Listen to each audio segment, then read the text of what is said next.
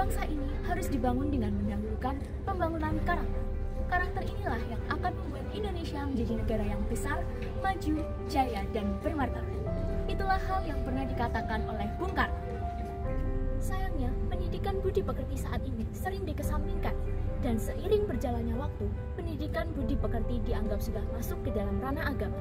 Padahal, dalam sistem pendidikan saat ini, penyampaian dan penjangkauan kepada anak dan remaja masih dianggap kurang efektif.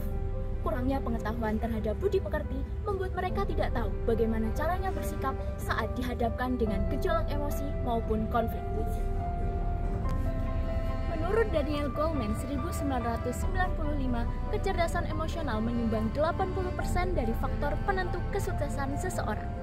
Dan disinilah pendidikan budi pekerti diperlukan. Tidak dapat dipungkiri, globalisasi, pandemi, dan tren yang bersebaran di mana-mana juga menjadi salah satu faktor lunturnya budi pekerti saat ini. Dengan permasalahan yang ada, budi pekerti dirasa menjadi topik permasalahan hangat yang harus dibahas dan memiliki urgensi tersendiri. Karena satu, kurangnya realisasi terhadap pelaksanaan pendidikan budi pekerti.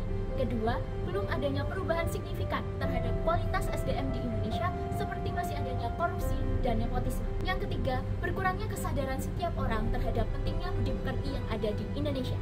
Jika saya diberikan kesempatan untuk menjadi anggota DPR, maka saya akan menjalankan program kerja saya yaitu Kertikara yang memiliki kaitan dengan 3 fungsi DPR. Yang pertama, fungsi legislasi. DPR dapat meninjau dan merevisi Undang-Undang Nomor 20 Tahun 2003 dan menambahkan pendidikan budi pekerti sebagai kurikulum wajib. Yang kedua, fungsi anggaran. DPR dapat mengalokasikan dana APBN kepada tenaga ahli yang mengajarkan pendidikan budi pekerti supaya kualitas yang didapatkan bisa maksimal. Yang ketiga, fungsi pengawasan. DPR dapat memberikan pengawasan secara berkala setiap bulannya di setiap wilayah dan membuat sebuah sistem pengawasan di mana semua bagian yang terlibat dapat melaporkan kondisi dan situasi yang terjadi.